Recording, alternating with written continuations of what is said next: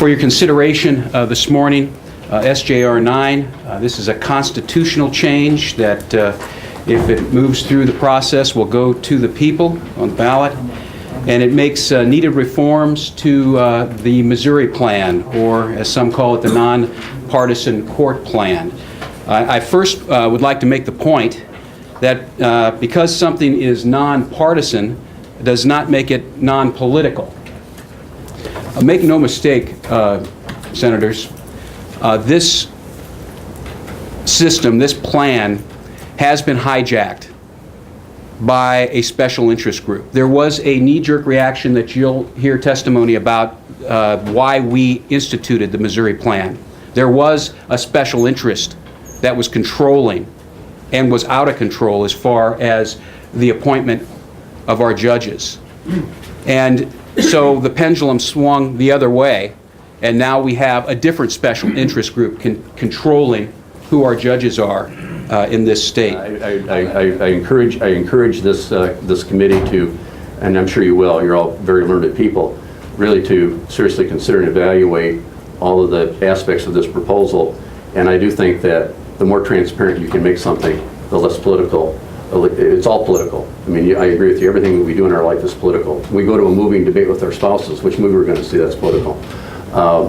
But I would hope that in the deliberations that the people of Missouri aren't led to believe that this system isn't political, because it is, and it's right for you.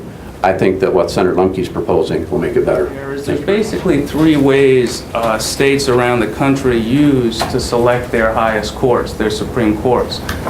There's contestable elections, elections where two or more candidates can run for the spot on the Supreme Court.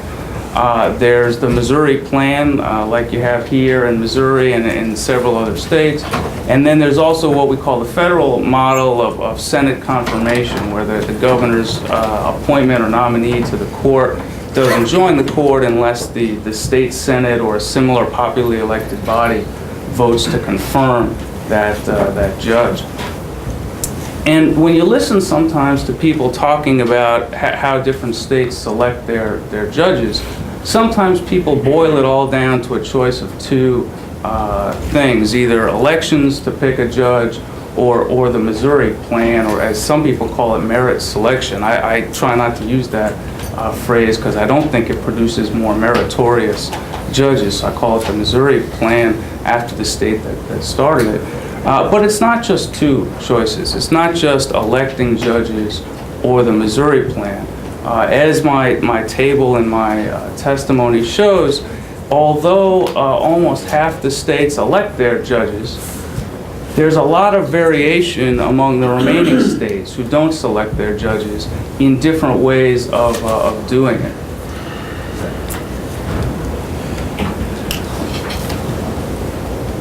For example, some states with Senate confirmation of their judges have a nominating commission. And then there's states like Missouri that have a nominating commission where the bar plays a sizable role in selecting the nominating commission. And then there's states which I call the soft Missouri Plan, where yes, the bar plays some role in selecting the nominating commission, but so do publicly elected officials. Either the governor or the legislature plays a role in these states along with the bar in selecting the nominating commission. And that's what SJR 9 would do with Missouri. It would move Missouri from what I call a hard Missouri Plan, where the bar alone selects a sizable number of the commissioners, to what I call a soft Missouri Plan, where the bar shares that power with publicly elected officials. In this case, under SJR 9, it would be the Senate, through its role of confirming the bar's choices to the commission. I'm speaking in opposition to the bill, to the resolution, because I believe it would damage the nonpartisan court plan that has made Missouri a model in the nation for the last 70 years. I also believe that the bill, the resolution, if it's passed, would trigger an expensive election campaign in 2010 at a time when severe economic distress in this state suggests that we ought to be spending our time on more important issues facing Missourians. rather than trying to dilute a merit selection process that has worked well for the people of the state for 70 years. Senator Days has spoken about anecdotal information. And I guess sometimes in life that's all we may have, but that's not all we have here. In 2007, a statewide poll was conducted by Public Opinion Strategies, which I understand is a leading Republican polling organization.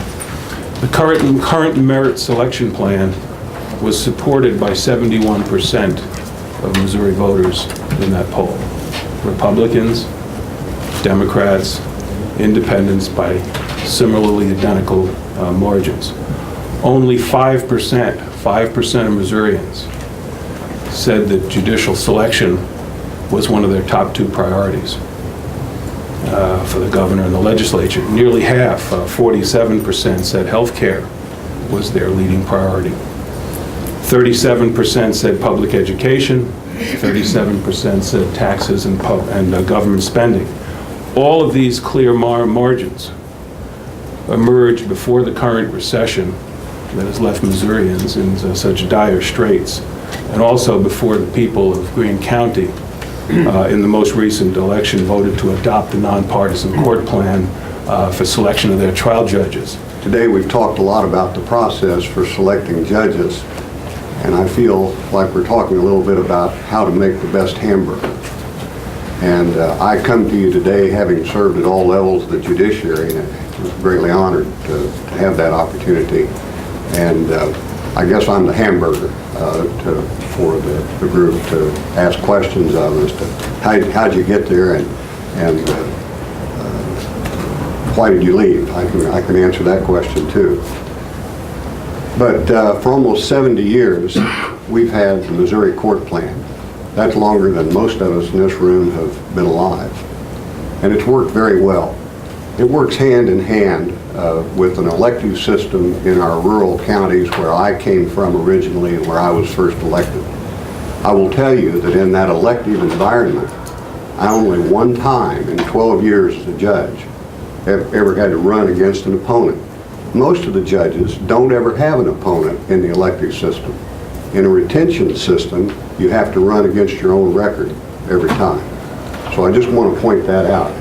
The notion that you don't have to stand for a democratic election, as much as people want to criticize those retention elections, you still have to stand for it. And if you've done a lousy job, you're going to get your name in the paper, like the one judge that got her name in the paper, I think, a couple years ago did. We also have a pretty good house cleaning system in our Commission on Retirement, Removal, and Discipline in the judiciary. The bad eggs are sometimes leave office one step ahead of removal by the Commission on Retirement, Removal, and Discipline. So I want to make those couple points.